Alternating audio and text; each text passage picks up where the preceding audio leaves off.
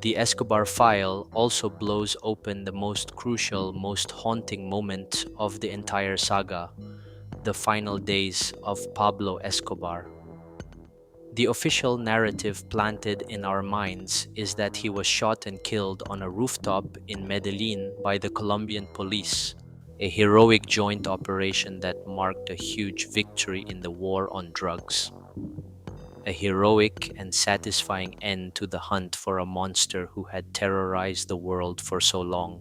The raid on December 2nd, 1993, in the Los Olivos neighborhood happened after the Colombian National Police, the search bloc, successfully tracked Escobar's phone calls to his family thanks to advanced technology supplied by the United States. According to the official version, Escobar was killed in a shootout while trying to escape across the rooftops. The police forensics report stated that Escobar had gunshot wounds to his torso, legs, and fatally one bullet to the head, just above the right ear. This official narrative insists that the headshot came from the pursuing strike team. However, Sebastián Marroquín's testimony paints a far more complex, more tragic, and much more mysterious picture. A truth that, if accepted, would drastically change how we see the end of the Cocaine King.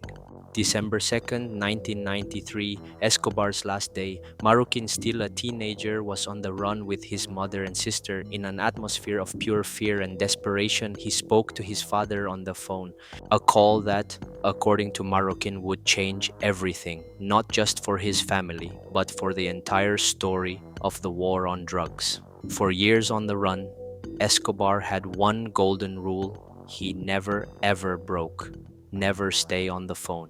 The calls could be traced.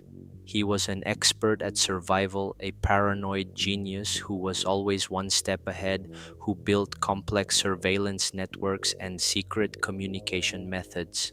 But on that day, he broke his rule repeatedly. Marroquin felt something was wrong. His father sounded defeated, tired. Not the arrogant cocaine king who always had a plan, but a desperate man, cornered and torn apart by the relentless hunt.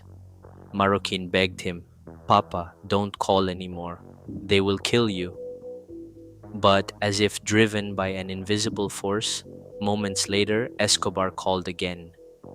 In the middle of the conversation, an interruption, a pause that felt like an eternity, and then he suddenly said, "I'll call you right back," and hung up. Those were his last words. The call, just as Marroquin feared, was traced. Shortly after, his hideout was stormed. The official story claims he was shot dead while fleeing, a victory for the heroes. But this is where the biggest mystery emerges. Why would the most wanted fugitive in the world, a brilliant strategist who was always one step ahead, suddenly get so careless in his final moments? Why did he keep calling, as if he wanted to be found? Was this just an unexpected, fatal mistake from a tired man? Or was it a final, deliberate act from a man who knew the game was over and chose his own way to end the show? Marroquin himself strongly believes his father committed suicide, shooting himself in the right ear. He claims this was based on his father's promise to always shoot himself in that exact spot with the last bullet in his pistol to avoid capture, and is backed by Marroquin's own analysis of the forensic report, which he argues is consistent with a close-range suicide shot and not a long-range sniper shot. This claim rewrites the end of his story. His death may not have been a simple heroic victory for an elite squad, but the tragic end of a man who knew his game was over. He wasn't just defeated by his enemy's bullets, but by exhaustion, despair, and perhaps by the very game he himself had created, which finally swallowed him whole. His death becomes an ironic symbol of a war he never won, but also one he never truly lost. So, what have we uncovered from the Escobar file?